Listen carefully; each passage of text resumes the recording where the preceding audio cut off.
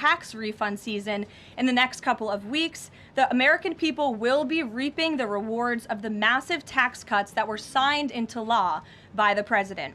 Thanks to President Trump's signing of no tax on tips, overtime, Social Security, boosting the child tax credit, and locking in the 2017 Trump tax cuts, independent estimates project the average American tax filer could expect up to an extra $1,000 bump to their tax refund next year. This is going to be a helpful boost to working families who are making ends meet. On the energy front, the national average price for a gallon of regular gas this week fell to its lowest level in 5 years, thanks to President Trump's drill baby drill agenda. According to Gas Buddy, the average price for regular gas on Monday was below $3 per gallon in 43 states, below $2.75 per gallon in 30 states, and at or below $2.50 per gallon in 17 states. In fact, gas prices were below $2 a gallon at stations in at least 19 states. Don't forget, this was unheard of just a couple of short years ago. Overall, drivers are projected to spend $11 billion less at the gas pump this year than they did last year, resulting in hundreds of dollars in critical savings for the average American family. We're also seeing the housing market rebound as borrowing costs ease and income growth outpaces home price gains. According to a new report also released this week from the National Association of Realtors, existing home sales in December rose to their fastest pace in 3 years. To further improve housing affordability, President Trump has recently announced and directed Fannie and Freddie to purchase $200 billion worth of mortgage bonds. As a result of these actions, mortgage rates have fallen to their lowest level in years.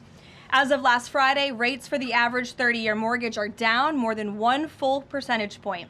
Because of these significant declines, monthly housing payments are now at their lowest level in 2 years, and we expect this decrease to continue.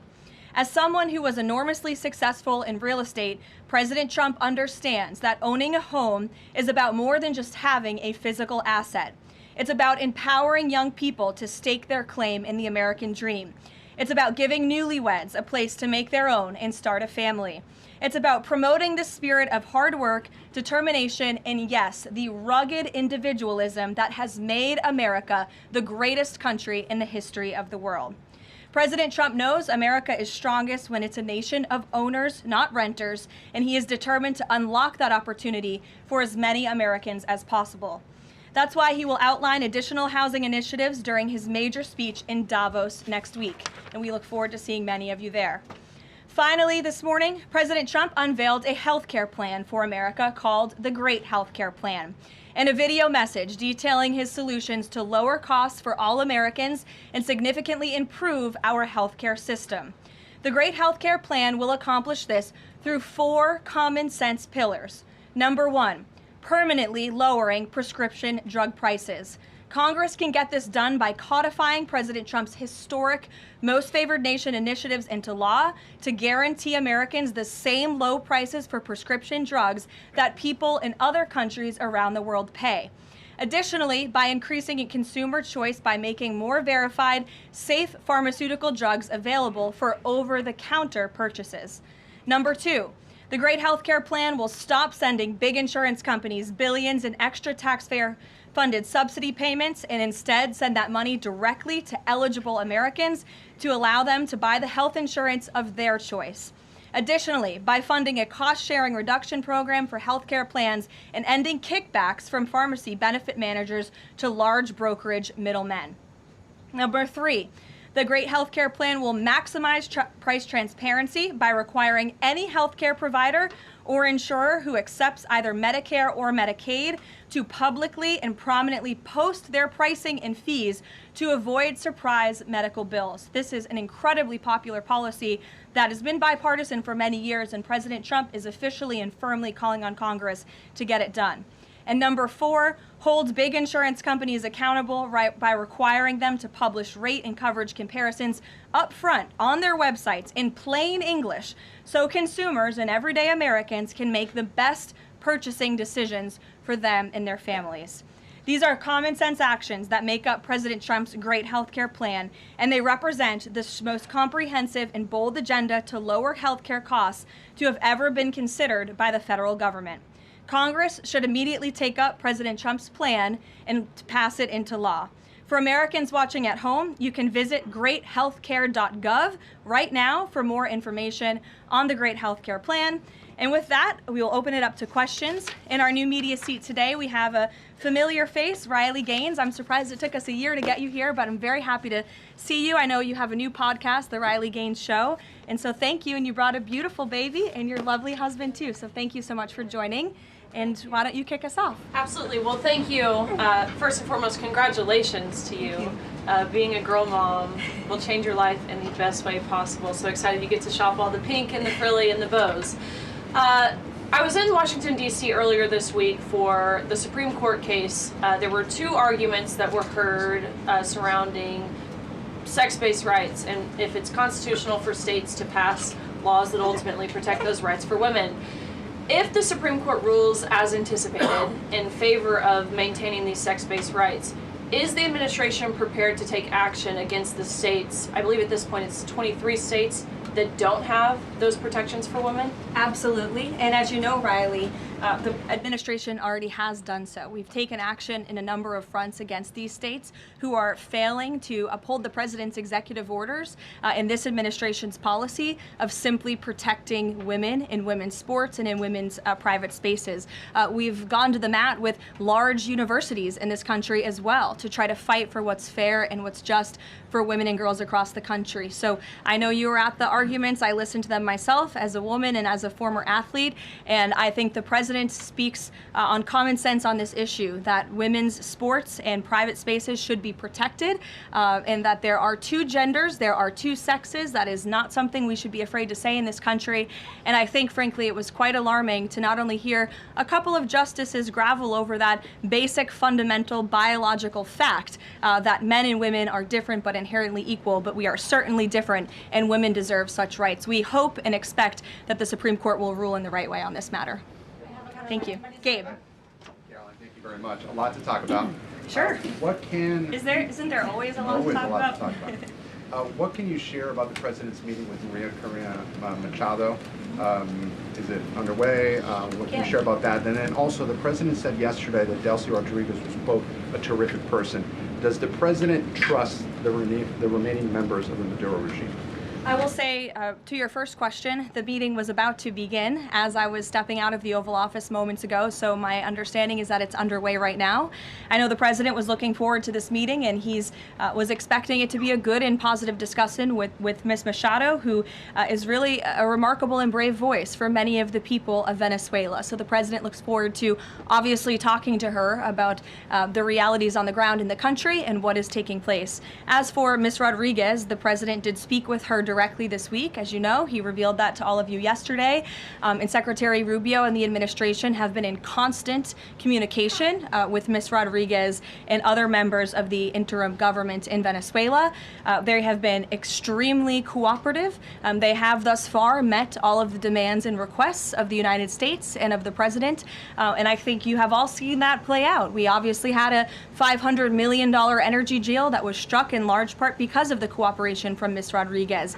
Venezuela and Ms. Rodriguez have also confirmed that they will be releasing political prisoners from Venezuela. There were 5 Americans who were recently released this week as well. So the president likes what he's seeing and will expect that cooperation to continue.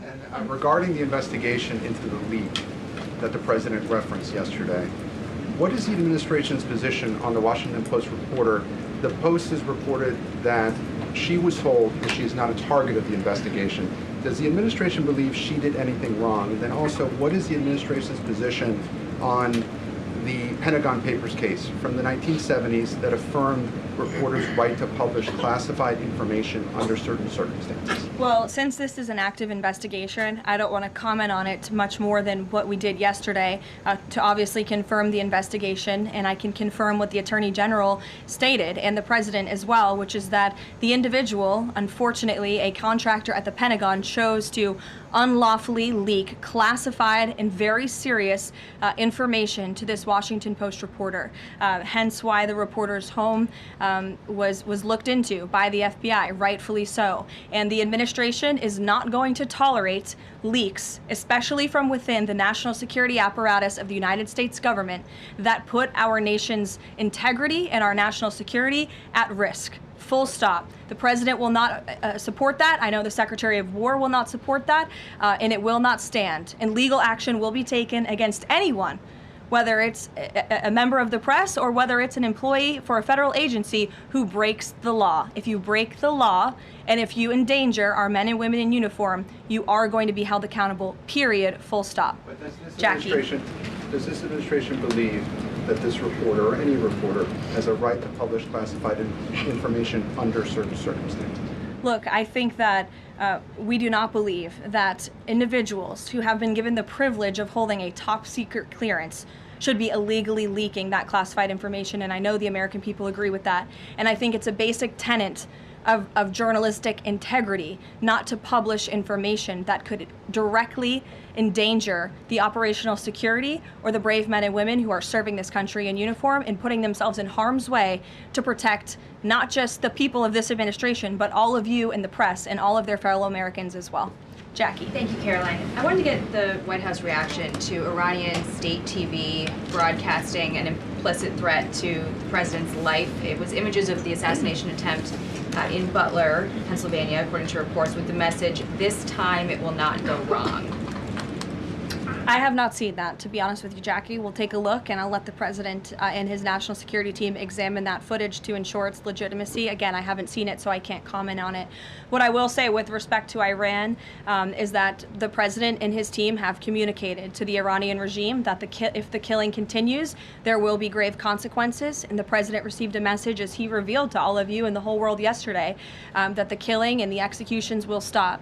And the President understands today that 800 executions that were scheduled and supposed to take place yesterday were halted. And so the President and his team are closely monitoring this situation, and all options remain on the table for the President. Netanyahu encouraged him against strikes. Look, it's true that the President spoke with Prime Minister Netanyahu, but I would never detail details about their conversation without giving the expressed approval by the President himself.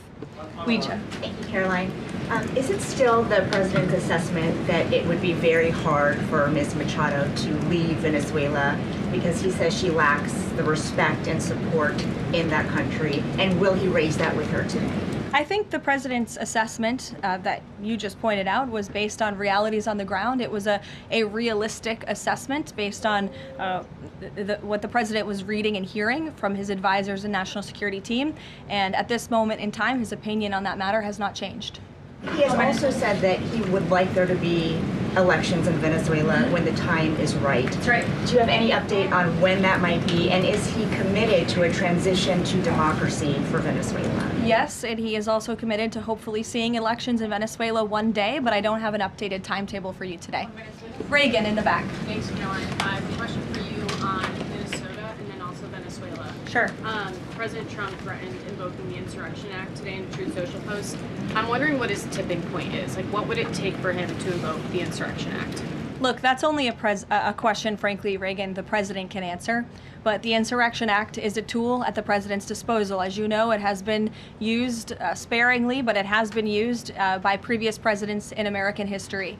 And I think the President's Truth Social post spoke very loud and clear to Democrats across this country, elected officials who are using their platforms to encourage violence against federal law enforcement officers, who are encouraging left-wing agitators to unlawfully obstruct legitimate law enforcement operations. And if you talk to any law enforcement officer, no matter what level they work at, they want to be working with their counterparts, whether that's at the federal level or the federal authorities wanting to work with their counterparts at the state and local level. And it's truly shameful that now for more than a year, you've had elected Democrat governors and mayors who have basically held their state and local law enforcement hostage and told them, you cannot cooperate with federal law enforcement. Why? They cooperated under the Biden administration. It's because these Democrats are deranged in their hatred for President Trump, and they are holding their state and local law enforcement hostage as a result.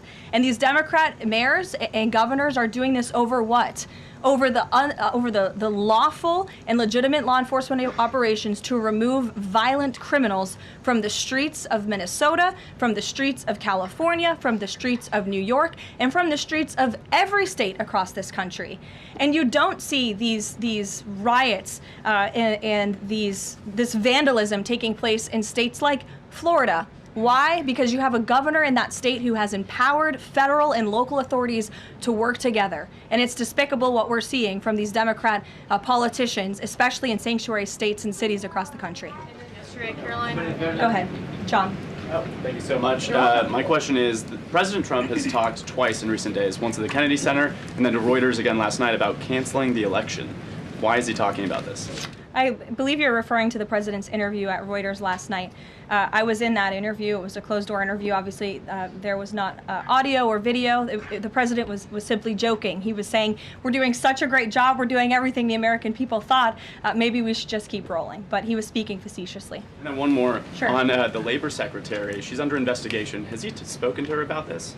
I don't know if the president has spoken directly to the secretary. If they have, I'm unfamiliar with that conversation, but I have spoken to the president about that report regarding the secretary. He's aware of the internal investigation and he stands by the secretary, and he thinks that she's doing a tremendous job at the Department of Labor on behalf of American workers.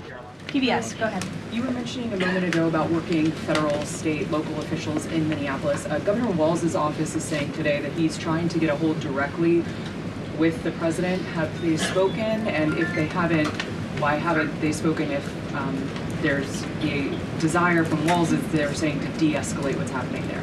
I'm not sure if that's a genuine offer to speak with the president. I was with the president about 30 minutes ago and they hadn't spoken at that point.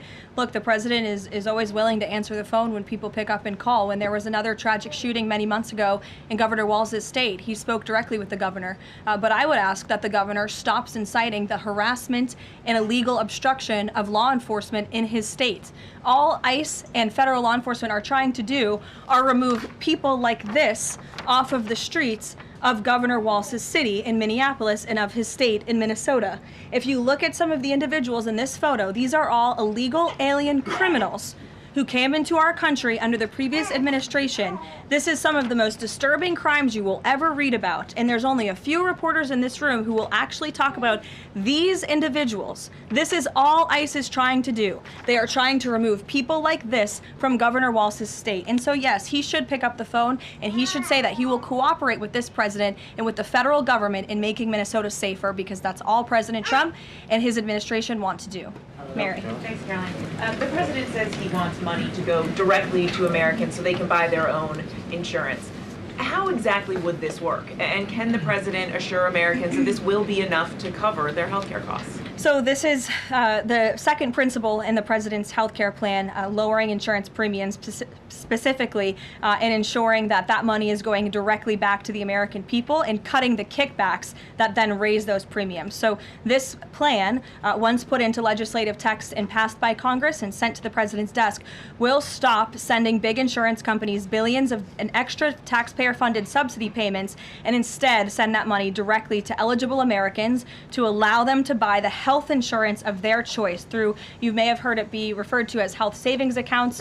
Whether that ends up being the actual name of such accounts, we'll have to see. Again, Congress and the White House are going to work together to put this plan into action. And then secondly, the Great Healthcare Plan will fund a cost-sharing reduction program for healthcare plans, which will save taxpayers at least $36 billion and reduce the most common Obamacare plan premiums by over 10%, and that's according to the Congressional Budget Office. But 20 million Americans in recent weeks have seen their health care costs soar. Can he assure them that if this plan is put in place, that they will be able to cover those costs? If this plan is put in place, Every single American who has health care in the United States will see lower costs as a result. They will see more transparency. All of these proposals that are within the Great Healthcare Plan are incredibly popular with the American people, and they will impact everyone, not just a small fraction of those who are within the healthcare marketplace, but every single American will continue to see their costs go down. And I will note that they already are with respect to prescription drug prices. When you look at what the president has done with most favored nations, you've seen these big pharmaceutical companies in the Oval Office saying that this president and his team were nonstop, around the clock, pressuring us and negotiating with us to lower the cost of prescription drugs for Americans. And we are already seeing that to the tune, in some cases, of more than 500%. And that Trump RX website is something that the administration will be formally launching very soon, so Americans will have access to those lower costs of drugs. Josh. Thank you. The president has called on credit card companies to lower the cap rate to 10% effective the 20th next week. If they don't do that, what's his what'll he do? What's the threat? Well, tariffs? No, I'm just kidding. The president certainly has an expectation, Josh, that the credit card companies will do this, just as he did with the pharmaceutical companies, that they will lower costs for American consumers. I don't have a specific consequence to outline for you, but certainly this is an expectation and, frankly, a demand that the president has made. And can you give us an update on the Fed? Sorry. There was some reporting from, I think, Fox Business that Rick Reeder had an interview this week scheduled. The president's indicated he's already made a selection, or at least he's settling on someone. Where is he in that process, and when can we expect an announcement? Is he still doing interviews? Look, the president is in the same place as you all have been asking about this for many, many weeks.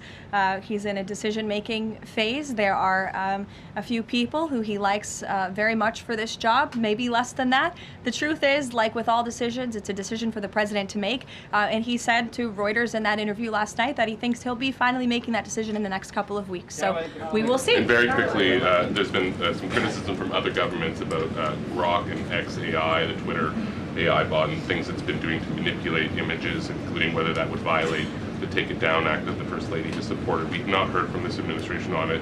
Elon Musk says that they've disabled that, but I wanted to ask you whether the administration has a position and whether that's something that you will be pursuing, or whether the president has talked to Mr. Musk about that. Yes, I will talk to the Office of Science and Technology, and we will get you a firm statement and answer on exactly where the administration stands. I don't want to speak on that without speaking with the experts on it. Karoline? Yes. Just to follow up on the health care plan, one of the things in the Affordable Care Act was coverage of pre-existing conditions. Is there any discussion or inclusion on that issue in the president's plan? The president's plan that he outlined today will have no impact on individuals in this country with pre-existing conditions. Obviously, that's a continued conversation that the White House will have with Congress, but that's not the president's intention with the Great Health Care Plan. Karoline. Go ahead. Thanks, Caroline. 2 questions on Minneapolis. And then you. Go ahead. Thanks. 2 questions on Minneapolis, one on the ICE agent, the other on the rioting. I believe last night there were protesters or rioters that rifled through an FBI car, took weapons. We had a reporter embedded with ICE who said that she saw constant harassment all evening. Can you speak to the rhetoric we're hearing from Democrat politicians, whether they are causing violence against ICE, as well as some of the headlines we've seen not including the full story? Yeah, I mean, to your first point, I think I've addressed that these Democrat governors and mayors in not just Minnesota, but in states across the country are essentially, they've referred to ICE agents who, again, are brave men and women. And I would encourage everyone in this room, and I would encourage Governor Walz and other Democrats who are demeaning law enforcement to sit down and have a cup of coffee with an ICE agent or a Border Patrol agent. These are great, patriotic men and women who have families, who put on the uniform every day and are following our nation's immigration laws at the direction of their bosses and again, at the direction of the law. They are simply trying to enforce the law. And the Democrat Party has demeaned these individuals. They've even referred to them as Nazis and as the Gestapo. And that is absolutely leading to the violence we're seeing in the streets. If you look at some of the images out of Minneapolis last night, look at this vehicle. Look at what it says. It says F ICE. You have these individuals who are putting their middle finger, proudly so, at the camera. Another ICE individual, a vehicle that was vandalized last night by these left-wing agitators. People don't do this without encouragement from people in power who make them feel like it's okay. Here's another one. and I'm pretty sure this car, you can't see it, said the best agent is a dead agent, or something to that effect. This is despicable rhetoric that we're seeing, and the media is absolutely complicit in this violence, because if you look at the headline from CNN, protests erupt after federal agent shoots man in Minneapolis, that is not the story, that is not the truth. If you actually want to know the truth, you can look at what the Department of Homeland Security released, which is that this ICE agent was executing a targeted operation against a Venezuelan illegal alien who was unlawfully present in the country, who fled by car and then fled by foot. And when this ICE agent tried to detain the individual, 3 more of his comrades came rushing out of a house and started ambushing and attacking the ICE agent. They used a shovel or a broom to smash his face in. And so yes, that agent had to use self-defense and take up his weapon to protect his own life. That is what's happening on the streets of Minneapolis. That's what's happening on the streets, unfortunately, of these Democrat-run cities and states where you have elected officials who are encouraging such violence against our brave men and women in law enforcement. Thank you, Caroline. 2 questions. First, a follow-up on one of my colleagues who asked you about the president's interview with Reuters. You said that he was joking about canceling the elections, but Americans for generations have fought and died for democracy, for this democracy. Are you saying that the president finds the idea of canceling elections funny? Andrew, were you in the room? No, you weren't. I was in the room. I heard the conversation, and only someone like you would take that so seriously and pose it as a question in that way. Second, Philip, go ahead. Thank you, Caroline. Senator Elizabeth Warren said that the president called her earlier this week to discuss caps on credit card interest rates. I'm curious, would the president work with her and other Democrats in Congress on a legislative fix to this issue? I think the president would work in good faith with anyone in Congress for a good legislative fix that would benefit the American people. And that's precisely why he called Senator Warren earlier this week on that matter. Thanks, Caroline. Earlier, you were just defending ICE agents generally, and earlier on, Secretary Noem spoke to the media, and she said, among other things, that they are doing everything correctly. 32 people died in ICE custody last year. 170 US citizens were detained by ICE, and Renee Good was shot in the head and killed by an ICE agent. How does that equate to them doing everything correctly? Why was Renee Good unfortunately and tragically killed? Are you asking me my opinion?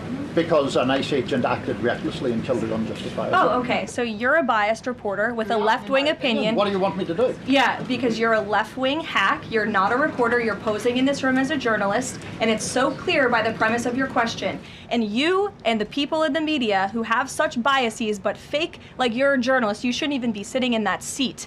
But you're pretending like you're a journalist, but you're a left-wing activist. And the question that you just raised and your answer proves your bias. You should be reporting on the facts. You should be reporting on the cases. Do you have the numbers of how many American citizens were killed at the hands of illegal aliens who ICE is trying to remove from this country? I bet you don't. I bet you didn't even read up on those stories. I bet you never even read about Laken Riley or Jocelyn Nungray or all of the innocent Americans who were killed at the hands of illegal aliens in this country. And the brave men and women of ICE are doing everything in their power to remove those heinous individuals and make our communities safer. And shame on people like you in the media who have a crooked view and have a biased view and pretend like you're a real honest journalist. Kelly. Caroline, 2 quick questions on Iran. I wanted to ask first, just if you can say, how close was the president to potentially launching strikes last night, and was it the Gulf states that convinced him not to do that, as some of the region there have said?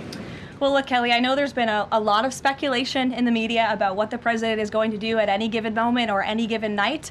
And I would say a lot of these stories, to be honest with you, I've been reading them, and they've been based on anonymous sources who are pretending or guessing to know the president's thinking. The truth is, only President Trump knows what he's going to do, and a very, very small team of advisors are read into his thinking on that. And as I just told you, he continues to closely monitor the situation on the ground in Iran. And as we saw yesterday, yesterday. He had heard that the killings and executions would stop, and we have seen 800 people, their lives have been spared as a result of that. The president continues to closely monitor, but also keep all of his options on the table. Caroline, two separate questions. Sure. On the Machado meeting first, what is it that the president feels that he needs to hear from her or from the opposition party that he hadn't heard prior to today, or he wanted to hear in the meeting, to be able to convince him to commit to some sort of a timeline for elections? I'm not sure the president is going into such the meeting with expectations like you just laid out, Fran. I don't think he needs to hear anything from Ms. Machado. I think generally this is a meeting that the president was willing to take and willing to accept to meet Ms. Machado in person and to just have a frank and positive discussion about what's taking place in Venezuela. That's all. On the subject of Greenland, Jeff Landry, the president's special envoy for Greenland, wasn't in the White House meeting yesterday. Can you say why that was and what exactly the role he is playing in these conversations about acquiring Greenland? Well, the Vice President and the Secretary of State were present for that meeting, and the meeting, it was a productive meeting. It was a good meeting, and in that meeting, the two sides agreed to really establish a working group of individuals who will continue to have technical talks on the acquisition of Greenland. Those talks will take place, I'm told, every 2 to 3 weeks, so this is a conversation the administration intends to keep having with the Danes and with the respected delegation from Greenland, but the president has made his priority quite clear. He wants the United States to acquire Greenland. He thinks it's in our best national security to do that. There have been multiple instances of American citizens being detained by ICE, and I'm wondering what the administration is asking the agency to do, or what steps is the administration asking the agency to take to ensure that Americans are not wrongly arrested? Obviously, ICE is focused on detaining individuals who are unlawfully present in the country. And there have been hundreds of thousands of illegal aliens who have been arrested and detained and deported from this country by ICE over the course of the last year. And that's their intention, and that is their goal. Elizabeth. Thank you, Caroline. What about on Greenland? Europe reportedly sent troops over there. Does that change at all what the president is doing on this? And then a second question. Yesterday, in a Senate help hearing, Senator Josh Hawley repeatedly asked a doctor if men can get pregnant, and she did not directly answer that. What are your thoughts on that? Well, to your first question on Greenland, I don't think troops in Europe impact the president's decision-making process, nor does it impact his goal of the acquisition of Greenland at all. To your second question, I mean, anyone in their right mind with common sense who's speaking honestly and candidly will say that men cannot get pregnant. And I think I can attest to that myself. So thank you all very much.